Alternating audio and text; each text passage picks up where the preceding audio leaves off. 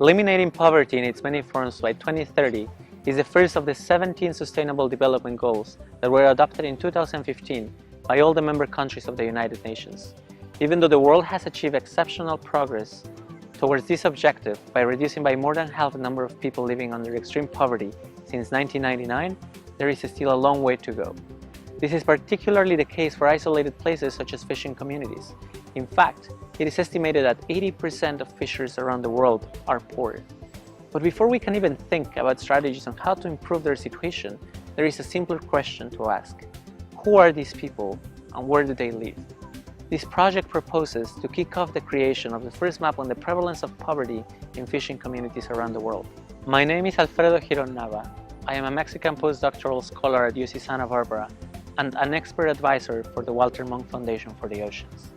During my PhD, I focused on a description of the prevalence and factors that drive poverty in fishing communities in the Gulf of California, Mexico.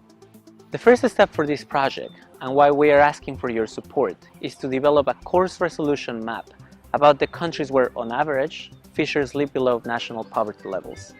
In other words, we will use the official geo databases curated by the Food and Agricultural Organization and other information publicly available to estimate how much money fishers make. We will then compare this to information on the poverty limits identified by each country for a family to have enough food, health services, shelter, education, and clothing. Through a partnership with researchers at the University of British Columbia, we will also incorporate national estimates on illegal, unregulated, and unreported catches. This work involves a lot of data curation and trips to visit fellow researchers that can support the initiative either with data or ideas.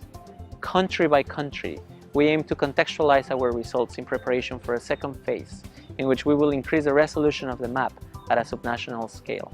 When thinking about the broader implications of this work, it is easy to say that we cannot aim to eradicate poverty in its many forms by 2030 if we don't even know where poor people are.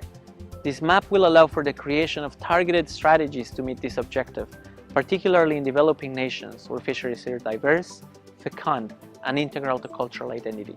This map is a tiny component of the many things that we need to do for people to realize how much our societies depend on the oceans.